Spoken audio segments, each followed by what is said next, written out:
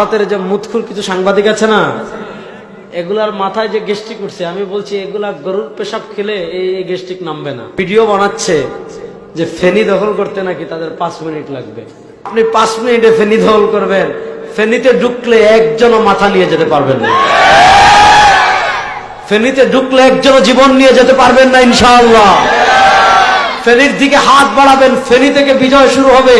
ফেনী থেকে উড়িষ্যা, উড়িষ্যা থেকে কলকাতা, কলকাতা থেকে বিহার, ইনশাআল্লাহ দিল্লি লাল কেল্লা পর্যন্ত মুসলমানদের হয়ে যাবে। যে আপনাদের ফেনী দখল করতে যাচ্ছে, চট্টগ্রাম নিয়ে যেতে যাচ্ছে, ভিডিও বানাচ্ছে যে বাংলাদেশের চিকন নেক হইল ফেনী। অর্থাৎ বাংলাদেশের ফেনী এমন একটা জেলা, মানে ভৌগোলিকভাবে ফেনী এতটাই গুরুত্বপূর্ণ যে ভারতের উড়িষ্যা যে রাজ্য আছে, এই রাজ্যকে ঢেকে রেখেছে হইল বাংলাদেশের ফেনী জেলা।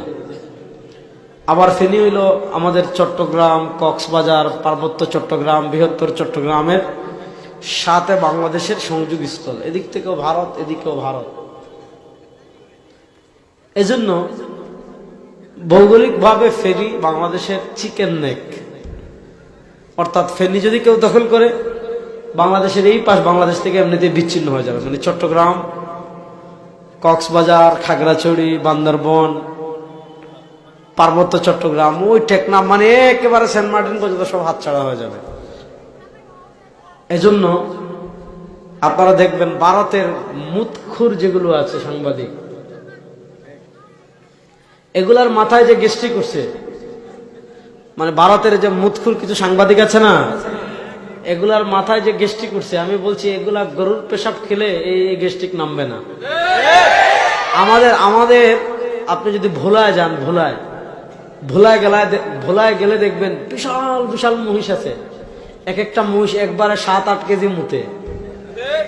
আমি বলে আসছি যে ওই যে বিশাল বিশাল মহিষ আছে না, যেটা 7-8-9 কেজি একসাথে মুতে, ওই 7-8 কেজি পেশাব যদি এদেরকে না খাওয়াইছেন, ততদিন পর্যন্ত এদের মাথার গ্যাস্ট্রিক নামবে না। তো তারা মনে করেন ভারতে গরুর মুত খেয়ে আর গোবর খেয়ে স্বপ্ন দেখতেছে, ভিডিও বানাচ্ছে যে তারা যদি ফেনীটা দখল করে, ফেনীকে নিয়ে যায়, বাংলাদেশের কি অর্ধেকের, মানে একটা গুরুত্বপূর্ণ চট্টগ্রাম বন্দর, কক্সবাজার, খাগড়াছড়ি, টেকনাফ, সেন্ট মার্টিন সব বাংলাদেশ থেকে কি বিচ্ছিন্ন হয়ে যাবে। তারা আজকে ভিডিও বানালো, দেখলাম যে ফেনী দখল করতে নাকি তাদের 5 মিনিট লাগবে। তো ফেনী এবার যে বন্যা হয়েছিল, বাংলাদেশের মানুষ যে ভাই ভাই, একজনের বিপদে আরেকজনের পাশে দাঁড়ায়, এটার প্রমাণ এই ফেনীর বন্যা বাংলাদেশের মানুষ দেখিয়েছে। 2022 সালে আমাদের সিলেট বন্যা হয়েছিল। 2022 সালের বন্যা বাংলাদেশের মানুষ, সিলেট বাংলাদেশের এক কোনায়, সব দিকে ইন্ডিয়া, সিলেটে শুধু একদিক না, 3 দিকে সিলেটের ইন্ডিয়া।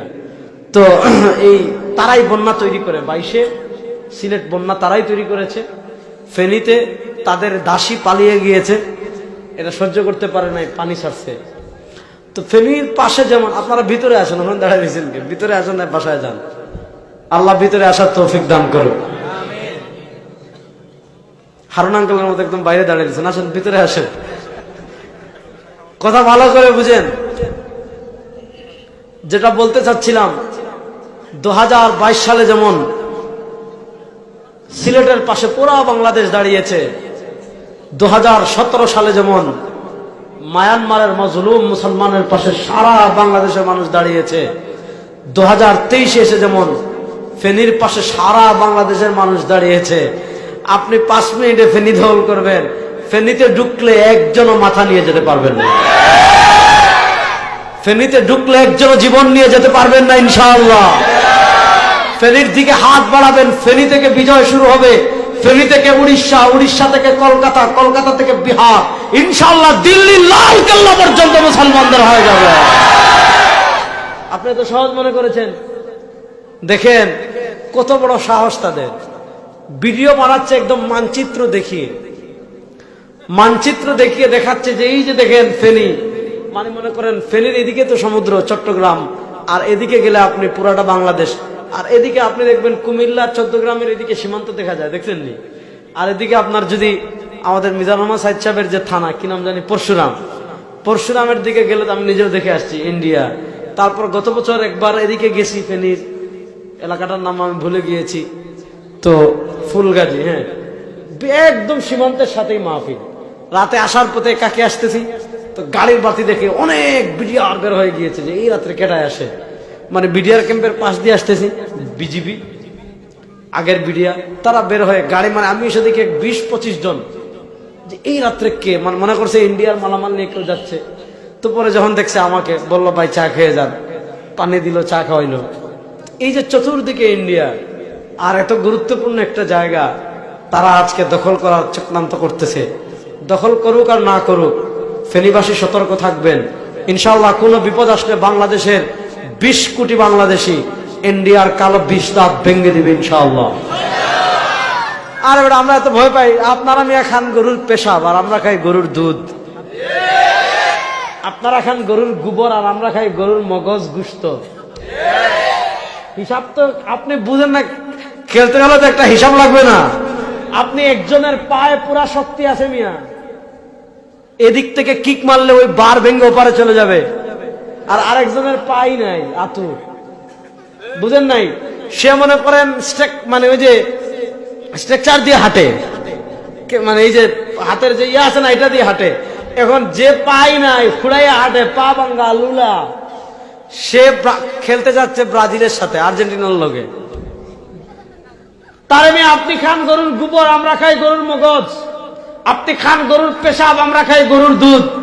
আপনি যে গরুকে পূজা করেন সেই গরুর হাড্ডি খেয়ে আমরা চুরমার করে ফেলি।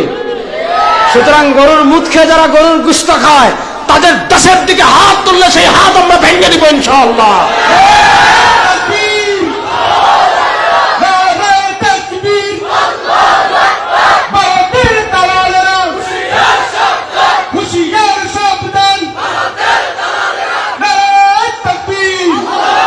শুনেন, এরা এই ভাদ্র মাসের কুত্তার মতো এরা পাগল হওয়ার কারণ জানেন? আপনি ভারতের সাংবাদিকদের, আমি আসার পথে তাদের ভিডিও দেখলাম গাড়িতে বসে বসে, সর্বশেষ 100টা ভিডিওর মধ্যে 95টা ধরেন বাংলাদেশ নিয়ে। এই বাচ্চারা 100টা ভিডিওর ভিতর 95টা বাংলাদেশ নিয়ে। কি ভিডিও করছে জানেন? গহরডাঙ্গা মাদ্রাসার মাহফিল হয়েছে, তো মাহফিলের বাজার হয় না, বাজার, এই যে এখানে বাজার হয়েছে না মাহফিল উপলক্ষে, তো দেখা যায় অনেক সময় মাহফিল হচ্ছে, মহিলারা চলে আসে। তো হুজুররা আগের দিন বলতেছে যেহেতু এখানে অনেক বড় মাহফিল হয়, মহিলারা দয়া করে বাজারে আসবেন না, মানে ওয়াজের বাজারে। আর যদি আসে কোনো মহিলা চলে আসে, আপনারা বিক্রি করেন না, যাতে একজন বিক্রি করলে বাকিরা আসবে না, যেহেতু একটা ধর্মীয় অনুষ্ঠান, এনে যাতে মহিলারা না আসে। এটাকে কাট করে তারা অপপ্রচার করতেছে যে বাংলাদেশ তালেবান হয়ে আফগানিস্তান হয়ে যাচ্ছে, বাংলাদেশ আফগানিস্তান হয়ে যাচ্ছে, নারীদেরকে নাকি বাজারে আসা নিষেধ করতেছে। বাংলাদেশ যদি আফগানিস্তান হয় আমরা তো খুশি। আফগানিস্তানে ইমারতে ইসলামিয়া প্রতিষ্ঠা হয়েছে, পৃথিবীর একমাত্র রাষ্ট্র যেখানে আল ইমারতুল ইসলামিয়া, ইসলামী রাষ্ট্র প্রতিষ্ঠা হয়েছে, কোরআনের রাষ্ট্র প্রতিষ্ঠা হয়েছে, হাদিসের রাষ্ট্র প্রতিষ্ঠা হয়েছে। আর প্রত্যেকটা বাংলাদেশে মুসলমানের স্বপ্ন, এই বাংলাদেশ সেকুলারিজমের জন্য জন্ম হয় নাই, এই বাংলাদেশ সমাজতন্ত্রের জন্ম হয় নাই, এই বাংলাদেশে মানুষের তন্ত্র মন্ত্রকে প্রতিষ্ঠা করার স্বপ্ন মুসলমান দেখে না। মুসলমান দেখে আফগানিস্তানে যেমন ইমারতে ইসলামিয়া প্রতিষ্ঠা হয়েছে, ইনশাআল্লাহ এই বাংলাদেশে একদিন কোরআনের বাংলাদেশ হবে ইনশাআল্লাহ।